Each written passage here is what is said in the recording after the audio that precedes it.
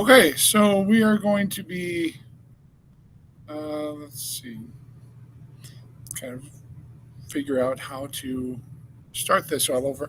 Okay, so for today's lesson, I am going to be talking about um, acid base equilibrium for weak acids, weak base equilibrium with buffers. And it's going to be kind of a problem that you're going to see probably on the test. Hint, hint, nudge, nudge, wink, wink. So let's go ahead and let's get into this. Um, I'm going to try and keep this short because I've had problems getting the technology all working.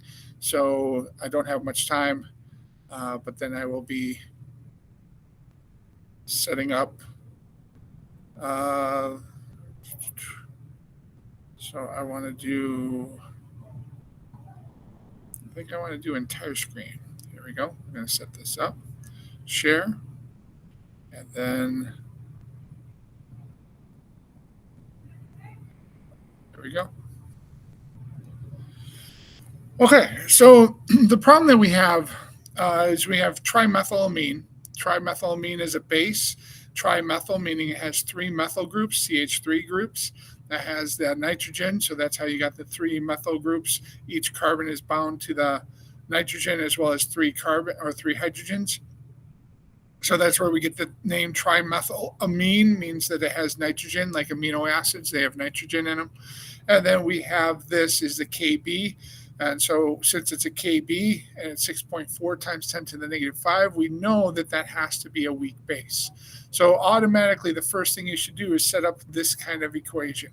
So you have your base and then add water. Always add water because otherwise you don't know where the hydrogen's coming from, or you're trying to get rid of one of these hydrogens if you think it's an acid. So then you have this, the hydrogen from this joins here, so that gives you the conjugate acid. And then we have the hydroxide. So now if the situation is this, one of the ways that you can give these problems is we can say that, you know what, already it has 0.211 moles of trimethylamine, excuse me, and it has 0.100 moles of the conjugate acid in there. So there already has a common ion effect going. So you have this and you have this. So this is going to actually hinder how much of this reacts with the water, because when we have our equilibrium equation, if our equilibrium equation is the Kb is equal to the concentration of the CH3 NH plus at times the concentration of the OH minus all over the concentration of your trimethylamine, CH3, 3N. Since we already have some of this and it's not just zero, that means that less of this is going to be made. So we would have less of this being produced. So less of this would actually be going through the reaction. But that's not really too important. Just kind of, you have to know and figure that out and be familiar with that. Now, the other thing that we have is, let's say that this is in 1 liter. So it's a 1 liter solution. Excuse me. So the 1 liter solution just means that we have 0.211 molar and 0.100 molar of this. Now, the equation that you have to know is you have to know this equation. This equation, it's the Henderson Hasselbach equation, but it is the equation based on a base. So it's the KOH is equal, the KOH is equal to the, not the KOH, what am I doing? The POH is equal to the PKB plus the concentration of your acid over the concentration of your base. This would be the same for the Henderson Hasselbach. It would be the pH is equal to the pKa, and it would be plus, and then we have to have this as the log. I forgot that. Right? The log of your acid over your base. If it was the pH, then there would be the log of the base over the acid. So the pKb and the pOH are actually just the negative log of those. So we have this situation, we're going to use this equation. Now, one of the ways that we can ask is we can just say, well, what is going to be the pOH of this? Well, then we just plug these in. So we got the pOH is equal to the pKb. Well, there's our Kb, plus the log of the acid concentration divided by the base concentration. So it would be this. So we would have the pOH is equal to the negative log of the 6.4 to the negative fifth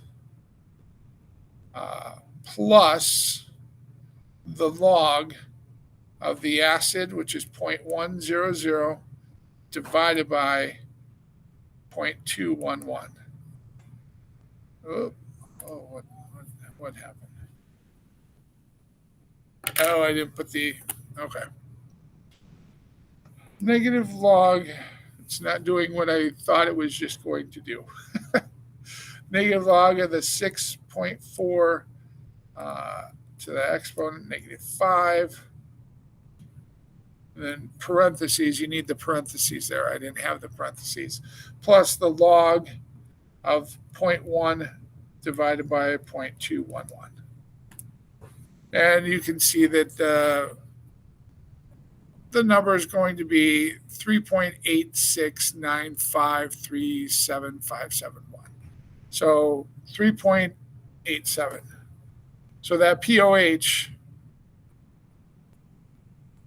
is 3.87 pOH, which means the pH would be above 7 because the pOH, it means it's base.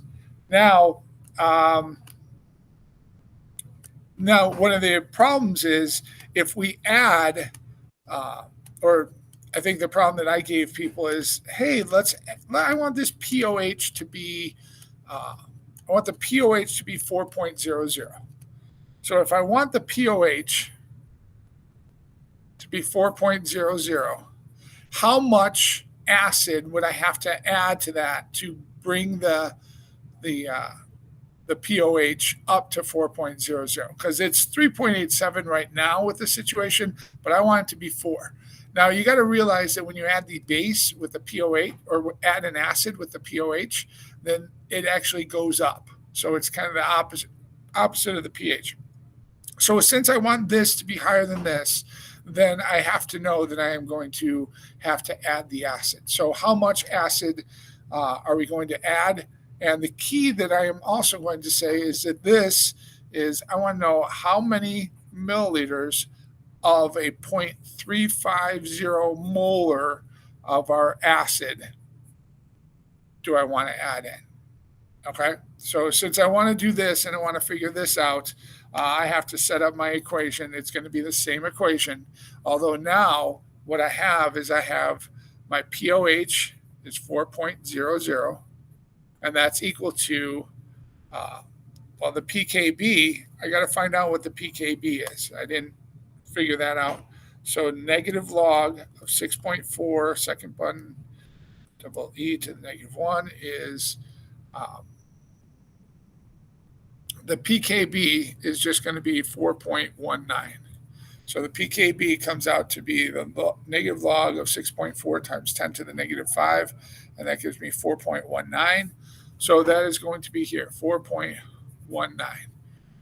So now I got to figure out this other part. Now the other part is plus the log.